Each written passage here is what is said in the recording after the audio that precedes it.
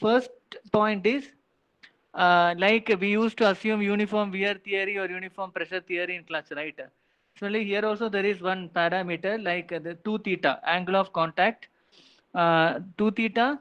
If it is less than 60 degree, or if it is not stated in question, we can assume 2 theta is less than 60 degree, and we need not find out the uh, equivalent coefficient of friction mu dash.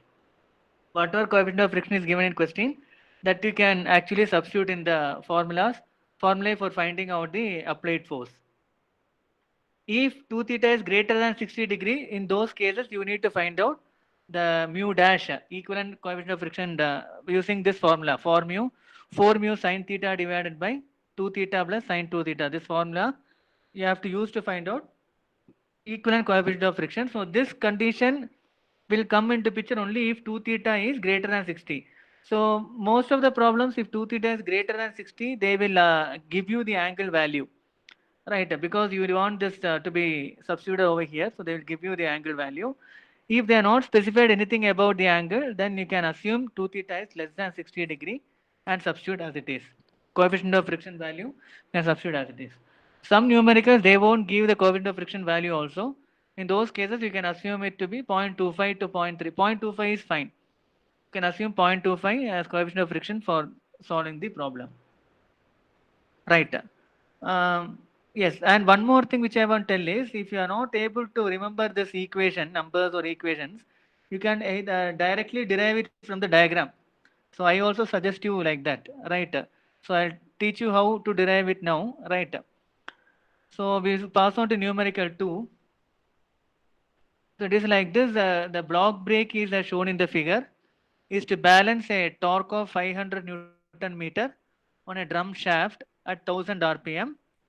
Assuming the coefficient of friction between the brake shoe and the drum to be 0.25 and 2 theta is less than 60, determine tangential force on the shoe, normal force on the shoe, force F applied to the brake for the clockwise and counterclockwise rotation, the dimension C required to make the brake self-locking, assuming the other dimensions remaining the same, and heat generated.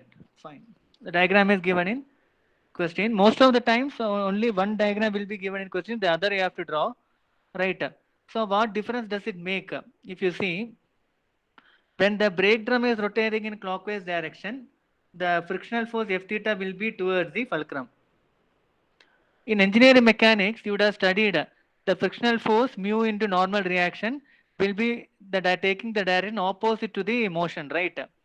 But here here it is actually along with the motion. It is not like that.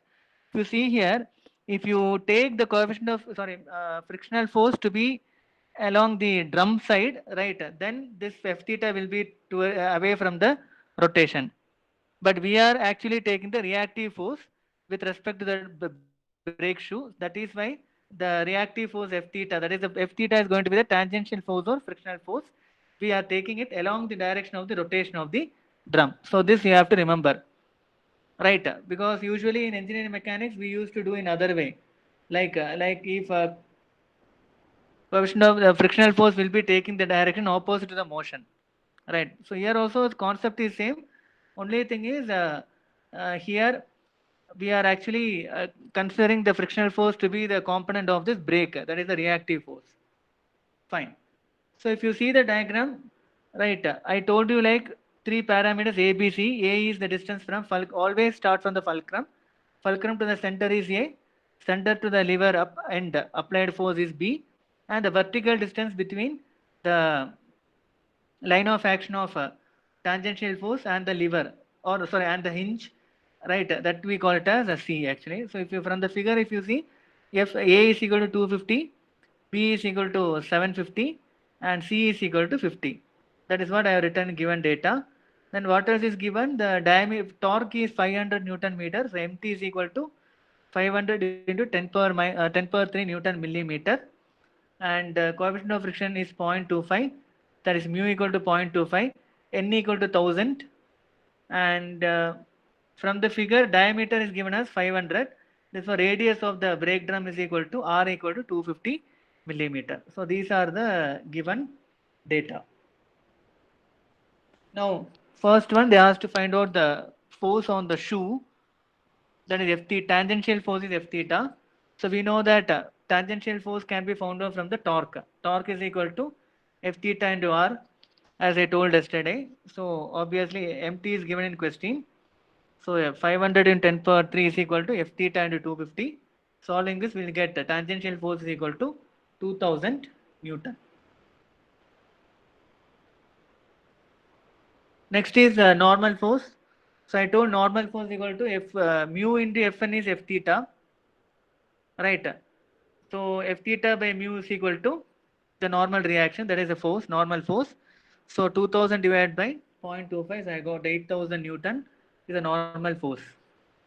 Next is applied effort F for clockwise and counterclockwise rotation. So referring to the figure, so this is a figure in clockwise rotation, the F theta is directed towards the fulcrum. Now taking moment about O, right, we will get F into A plus B, that is it will be giving you anti-clockwise moment, right, and F theta into 50 also will give you anti-clockwise moment. So equation will be F into A plus B plus F theta into C is equal to Fn into A. So solving that equation, we will get F is equal to A by A plus B into 1 by mu minus C by A. That is what we get. So substitute A, B, C values. We will get applied force for clockwise rotation to be 1900 Newton. Again, they have told to find out the applied effort for counterclockwise rotation. So counterclockwise rotation, here the parameter changes. This minus here, this minus will become plus over here. That's all the difference. So rewrite the formula. Minus will become plus over here. Substitute. We are getting effort is equal to 2100 Newton. Next, you have to find out the dimension C for self-locking. Other parameters remaining the same. So always remember the condition for self-locking is A by C should be lesser than mu. Actually, if you are not remembering this, you can take from this formula. In this formula, 1 by mu plus C by A is there, right?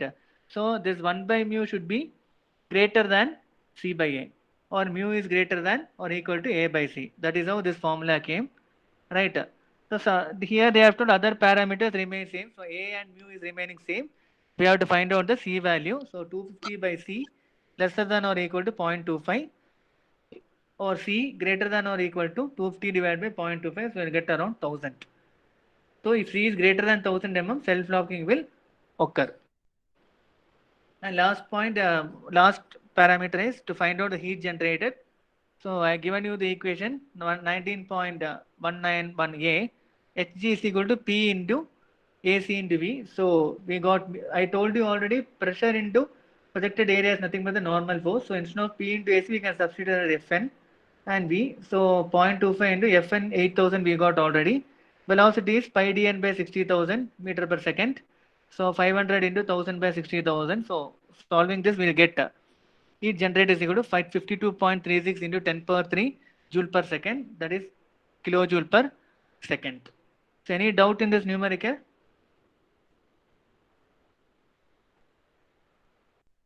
Shall we pass on to next? No, sir. Yes, sir. Yes. This is asked in 2017.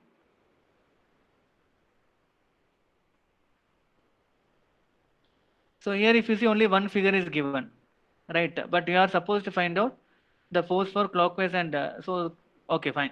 The numerical goes like this: 360 mm radius brake drum contacts a single shoe as shown in the figure, sustain a power of 23.5 kilowatt at 1000 rpm.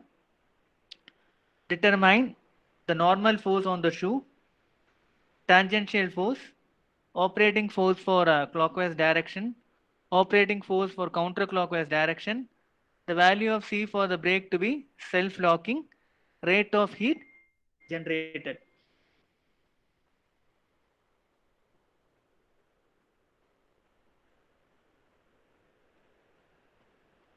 Fine. So let us see the given data. So given data we usually take from the figure also, right? So as I told earlier, ABC. A is this 360 mm which is given in figure is A, and distance 540 mm is B, and C is equal to 40 mm. right? Radius of the drum R equal to 360 mm again, is given in figure, and N is equal to 1000 RPM. Power capital N is equal to 23.5 kilowatt. So we need to find the force, we need torque transmitted. Earlier problem, we found out torque using the torque was given in question, but here instead of torque, they have given you the power. So hope you remember this equation 9550 into 1000 into N by N. We are using it right from the spur gear and bearing and all. So same equation we are taking.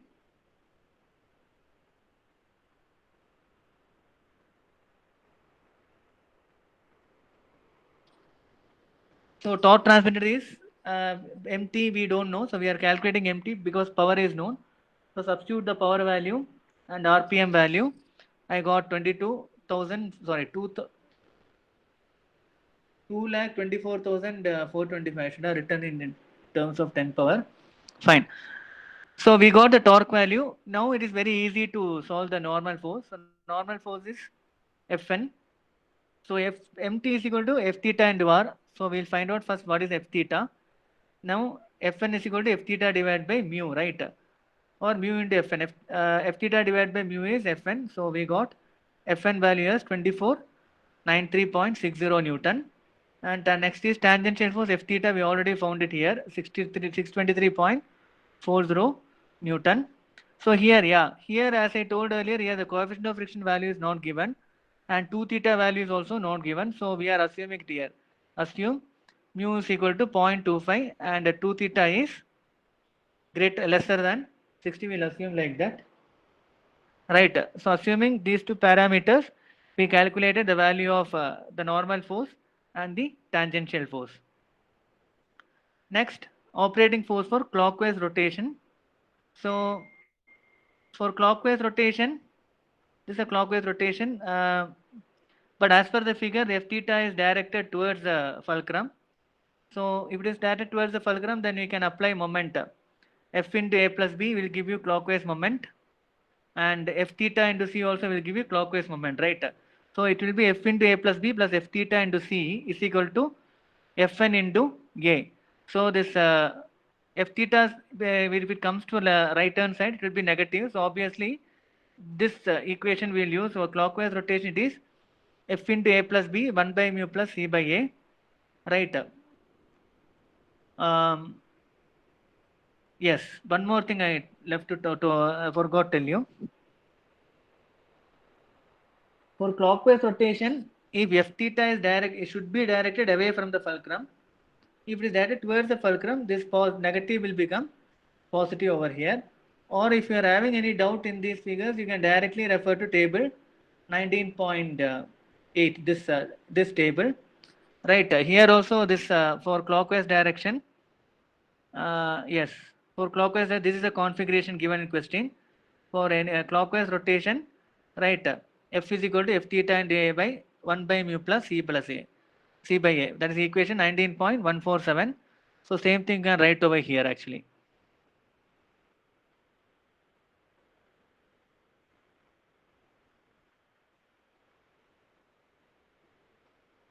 Yes. So I got it as 1025.15. Now next operating force for counterclockwise rotation. This plus will become minus actually. Same formula. Right. So substitute all those parameters. F is equal to 969.73 Newton. That's the operating force for counterclockwise rotation.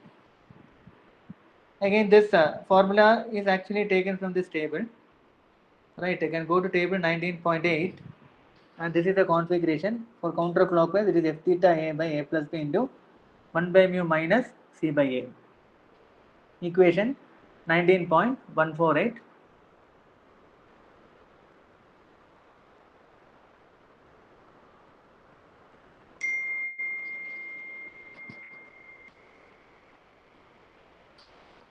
So next is the value of C for brake to be self-locking. So as I told earlier, A by C for self-locking, the condition is A by C less than or equal to mu. So 360 divided by C less than or equal to 0.25, or C is greater than or equal to 360 divided by 0.25. So C I got greater than or equal to 1440 millimeter. And the last step, the rate of heat generated, Hg is equal to mu into P into AC into V. So I told you earlier, mu P into AC you can substitute it as normal force. Velocity is pi dn by 60,000. If you substitute those values, we will get 23.50 into 10 power 3 joule per second. Or it can be written as 23.5 kilojoule per second. Any doubt in this?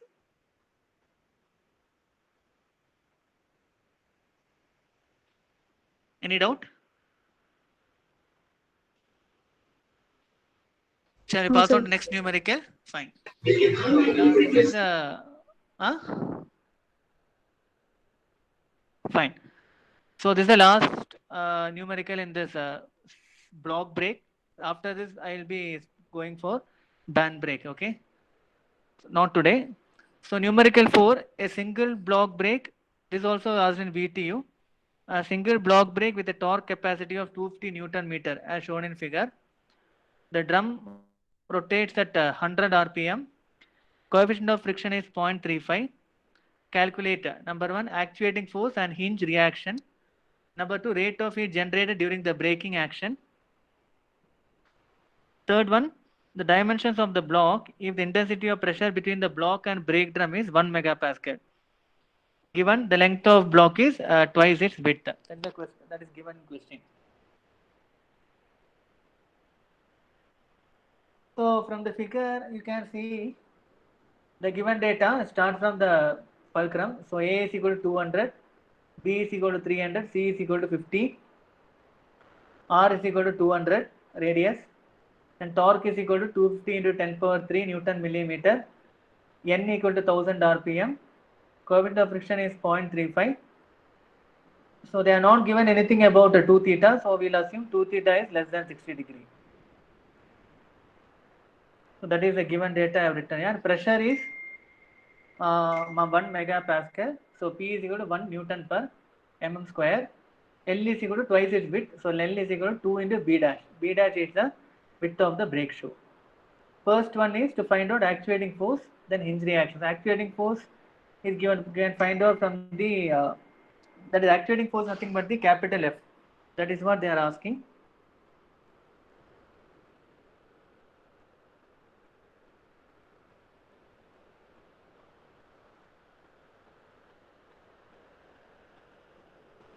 So MT is equal to F theta into R. MT is given in question 250 into 10 power 3 equal to F theta. So F theta we got it as 1250 Newton.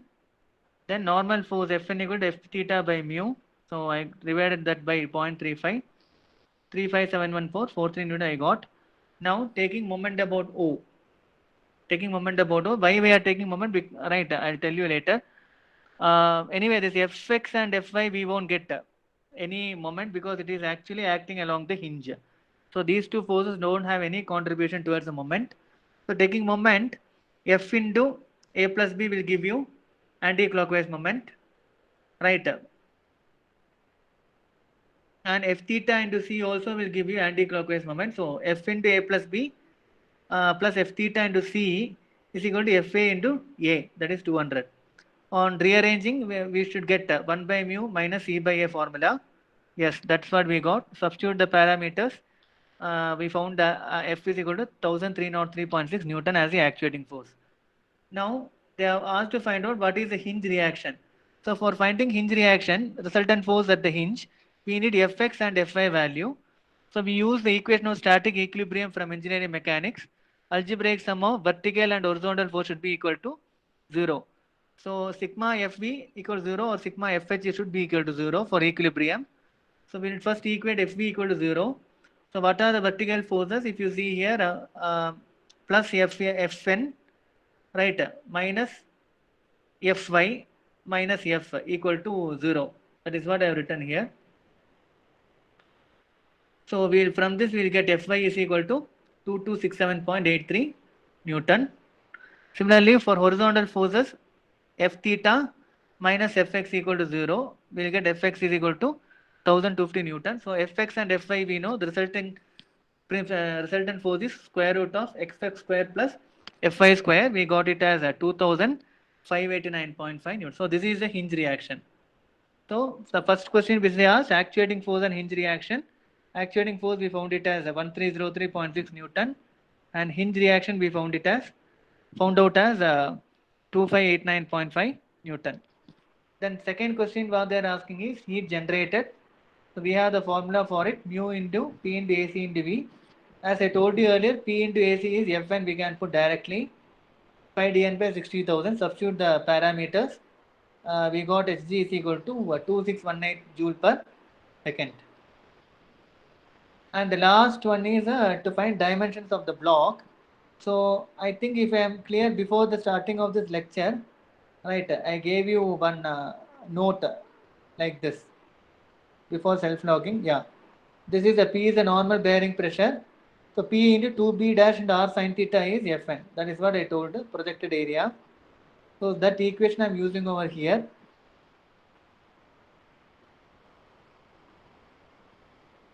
So here P into LB dash, that sin theta parameter will come only if 2 theta is greater than 60 degree. Since it's less than 60 degree, we need not go for the sin theta parameter. Just take P into L into B dash, right? L into B is the projected area. So 1 into L equal to 2B dash is given in question. So 2B dash into B dash. So 2B dash square is equal to 3571.43. From this we can find out what is B dash. 42.26 millimeter, and the length is equal to 2 into this twice. So 84.52 millimeter. So this is how we have found out the dimensions of the block. So any doubt in this? So please, I will post this video also. You please again take this notes is also posted in Google Classroom. So kindly refer to it, and if you have any doubt, come you can ping me in WhatsApp. Next class most probably we'll be going to see band break, right?